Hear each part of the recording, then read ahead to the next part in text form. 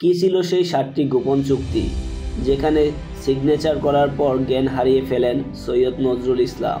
Hot news, major ডালিম 50 বছর পর জনসম্মুখে এসে ভারত সম্পর্কে এমন একটি তথ্য দিলেন যা বাংলাদেশবাসী কেউ জানত না আগে। ভারতের সাথে বাংলাদেশের 7টি গোপন চুক্তির কথা উল্লেখ করেন তিনি।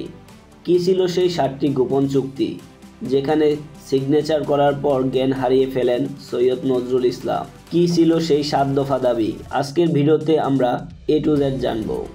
7 দফা চুক্তির মাধ্যমেই স্বাধীন বাংলাদেশকে গোলাম বানানো হয়েছিল। ভারতের পক্ষে এক কর্মকর্তা ও বাংলাদেশের পক্ষে সৈয়দ নজরুল ইসলাম চুক্তিটিতে সই করেন। জনসম্মুখে প্রকাশ করা হয়নি এই চুক্তিটি। অবশ্য মুজিবনগর সরকারের অনেকেই জানতেন না এই চুক্তি সম্পর্কে। এই চুক্তির মুখ্য ভূমিকায় ছিলেন তাজউদ্দিন আহমেদ।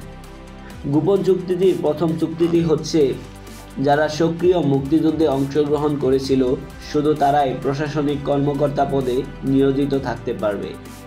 বাকিদেরকে চাকরিচ্যুত করা হবে এবং সেই শূন্য পদগুলো পূরণ করবে ভারতীয় কর্মকর্তারা। নাম্বার 2-এ রয়েছে, বাংলাদেশ স্বাধীন হওয়ার পরে প্রয়োজনীয় ভারতীয় সৈন্য বাংলাদেশে অবস্থান করবে। কতদিন অবস্থান করবে তার সময়সীমা নির্ধারণ করা হয়নি, আলোচনা সাপেক্ষে করা হবে। 1972 সালের নভেম্বর মাস থেকে আরম্ভ করে প্রতি বছর এই সম্পর্কের পুনর্নিরীক্ষণের জন্য দুই দেশের মধ্যে বৈঠক অনুষ্ঠিত হবে।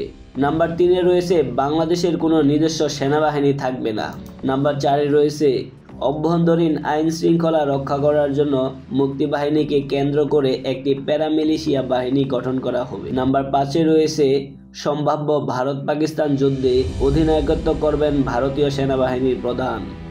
মুক্তিবাহিনী সর্বাধিনায়ক নন এবং যুদ্ধকালীন সময়ে মুক্তিবাহিনী ভারতীয় বাহিনীর অধিনায়কের তত্ত্বাবধানে পরিচালিত হবেন।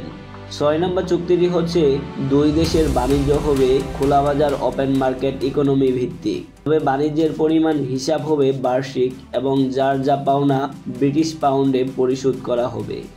এবং সর্বশেষ 7 নম্বরে রয়েছে, বিভিন্ন দেশের সাথে বাংলাদেশের সম্পর্কের প্রশ্নে বাংলাদেশ পররাষ্ট্র মন্ত্রণালয় ভারতীয় পররাষ্ট্র মন্ত্রণালয়ের সাথে যোগাযোগ রক্ষা করে চলবে এবং ভারত যতদূর সম্ভব বাংলাদেশকে সহায়তা করবে। এই ছিল ভারতের বিপক্ষে 7টি গোপন চুক্তি, যেটি নিয়ে কথা বলেছেন সদ্য লাইভে আসা মেজর ডালিম এবং বেশ কিছুদিন আগেও ব্যারিস্টার ফুয়াদ এই বিষয়ে কথা বলেছেন। এই তথ্যগুলো নেওয়া হয়েছে দৈনিক জনকণ্ঠ পত্রিকা থেকে। তো দর্শক বন্ধুরা, আপনাদের কি মনে হয় এই 7 দফা চুক্তিটি কতটা ভয়ানক ছিল এবং এই 7 দফা চুক্তি সম্পর্কে আপনাদের মতামত কি? কমেন্টে জানিয়ে যান।